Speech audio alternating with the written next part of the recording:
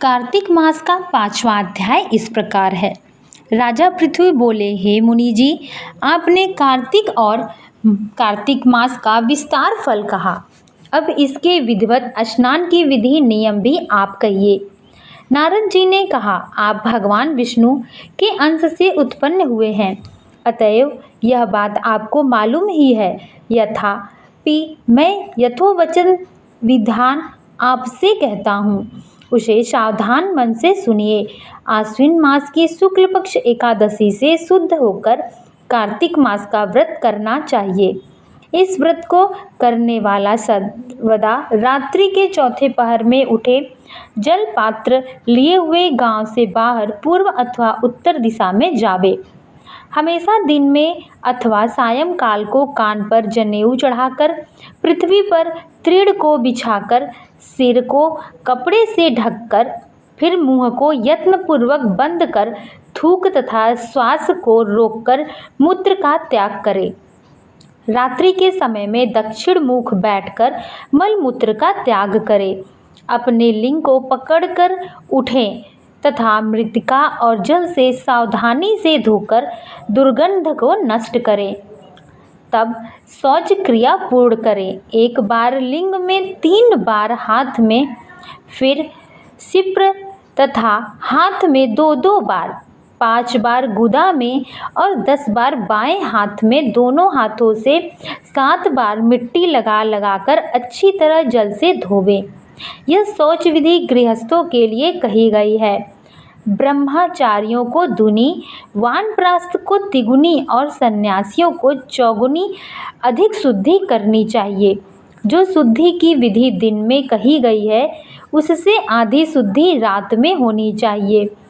इससे भी आधी आतुर और इससे भी आधी विधि यात्री को करनी चाहिए। शौच कर्म से रहित मनुष्य को समस्त क्रियाएं निष्फल होती हैं। जो मनुष्य मुख शुद्धि यानी दातुन नहीं करता, उसके सब मंत्र निष्फल हो जाते हैं। अतएव दांत और जीभ को बलपूर्वक स्वच्छ करना चाहिए। हे वनस्पति, तू आयु, बल, कीर्ति, तेज, प्रभा, पशु संपत्ति, ब्रह्मा ज्ञान, बुद्धि, विद्या हमको दे। यह मंत्र पढ़कर दातुन वृक्ष से ग्रहण करे।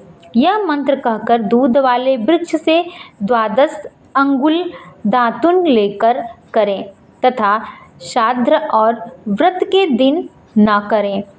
प्रतिपदा, अमावस्या, नवमी, छठ, रविवार, चंद्र तथा सूर्य के ग्रहण में दंत धावन कदापि नहीं करना चाहिए।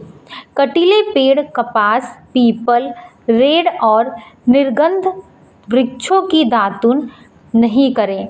तत्पश्चात फूल, माला, चंदन और पान इत्यादि पूजन सामग्री लेकर प्रसन्न मन हो भक्ति पूर्वक विष्णु भगवान अतएव शिव जी के मंदिर में जाएं।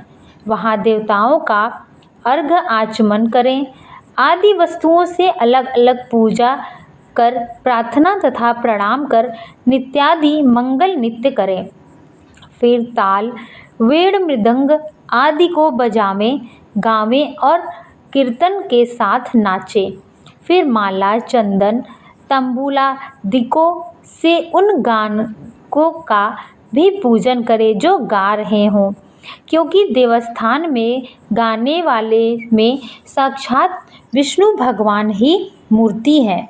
ये लोग सत्य युगादिकों में विष्णु भगवान को तपस्या, योग और दान द्वारा प्रसन्न करते थे, किन्हीं कलयुग में अनुराग सहित भक्त दुर्गान है, भगवान को प्रसन्न करने के लिए प्रधान माना गया है। हे राजन, मैं एक बार विष्णु भगवान से पूछा था कि आप अधिकतर कह रहे हैं। यह सुनकर विष्णु भगवान कहा, हे नारद, मैं बैकुंठ में अथवा योगिनी के हृदय में भी नहीं रहता, अपितु जहाँ मेरे भक्त मेरा गुणगान करते हैं वहाँ मैं अवश्य रहता हूँ। जो प्राणी चंदन मालादिकों से हमारे भक्तों का पूजन करते हैं, उससे मुझे जैसे प्रीति होती है वैसी प्रीति मेरे पूजन से भी नहीं हो सकती।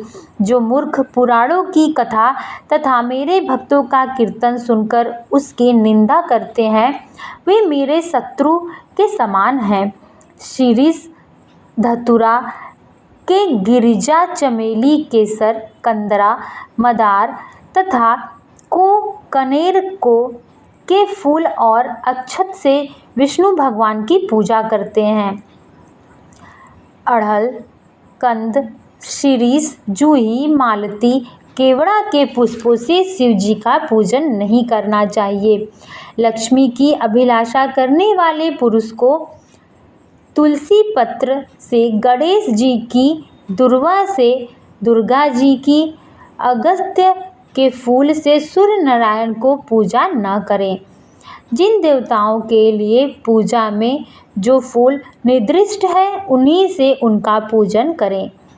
इस प्रकार पूजन समाप्त के पश्चात देवाधिदेव विष्णु भगवान से क्षमा याचना करें। हे सुरेश्वर, हे देव, मेरे पास न मंत्र है और न क्रिया, भक्ति से मैं हीन हूँ।